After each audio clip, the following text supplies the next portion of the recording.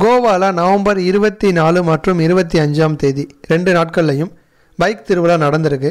Bike திருவிழா அப்படின்னு சொல்லும் பொழுது இந்தியாவில் இருக்க எல்லா பைக் ஆர்வலர்களும் நிறையா பைக் உரிமையாளர்களும் தங்களுடைய பைக்கை கொண்டு வந்து காட்சிக்கு வச்சுருக்காங்க. இந்த பைக் திருவிழாவை பார்க்குறதுக்காக மும்பையை சேர்ந்த சௌரவ் மாயேக்கர் அப்படிங்கிற ஒருத்தரும் வந்திருக்காரு. இவர் பைக் திருவிழா நடந்த அரங்கத்தில் ஒவ்வொரு பைக்காக பார்வையிட்டிருக்காரு. பார்வையிட்டதோடு மட்டும் இல்லாமல் ஒவ்வொரு பைக்கையும் ஃபோட்டோ எடுத்து அந்த ஃபோட்டோவை ஃபேஸ்புக்கில் அப்லோட் பண்ணியிருக்காரு. இந்த மாதிரி இவர் தொடர்ந்து செஞ்சுக்கிட்டே இருந்திருக்காரு. இவர் இப்படி பண்ணிக்கிட்டே இருக்கும் பொழுது அங்கே ஒரு கவாசகி Z800 இந்த பைக்கும் நின்றுருக்கு. இந்த பைக்கையும் பார்த்துட்டு இவர் ஃபோட்டோ எடுத்திருக்காரு. ஃபோட்டோ எடுத்ததோடு மட்டும் இல்லாமல் ஃபேஸ்புக்கில் ரிப் இன்ஜின் மற்றும் கிளட்ச் பிளேட் அப்படின்னு ஒரு போஸ்ட் போட்டிருக்காரு.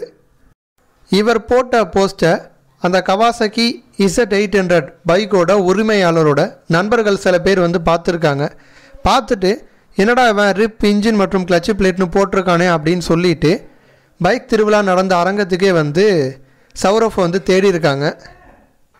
ஒரு வழியாக சௌரஃபை கண்டுபிடிச்சி ஏன் இந்த மாதிரி ஃபேஸ்புக்கில் அப்லோட் பண்ணியிருக்க அப்படின்னு சொல்லி வாக்குவாதத்தில் ஈடுபட்டிருக்காங்க. தொடர்ந்து இப்படியே பேச்சுவார்த்தை முத்தி போக அடிதடின்னு இறங்கி சௌரஃபை அடிக்க ஆரம்பிச்சிட்டாங்க. அடித்ததோட மட்டும் இல்லாமல் காலில் விழ வச்சுருக்காங்க. பைக்கை தொட்டு கும்பிட சொல்லியிருக்காங்க. இந்த மாதிரி அவரை சித்திரவதை பண்ணியிருக்காங்க. கவாசகி Z800 பைக்கோட உரிமையாளரோட நண்பர்களோட இந்த செயலுக்கு பல்வேறு தரப்பினரும் தங்களுடைய எதிர்ப்புகளையும் கண்டனங்களையும் தெரிவிச்சுக்கிட்டு இருக்காங்க. இந்த வீடியோவை பற்றின உங்களது எண்ணங்களை கமெண்ட் பண்ணுங்கள். இந்த வீடியோ உங்களுக்கு பிடிச்சிருந்துச்சு அப்படின்னா மற்றவங்களுக்கும் ஷேர் பண்ணுங்கள். நன்றி.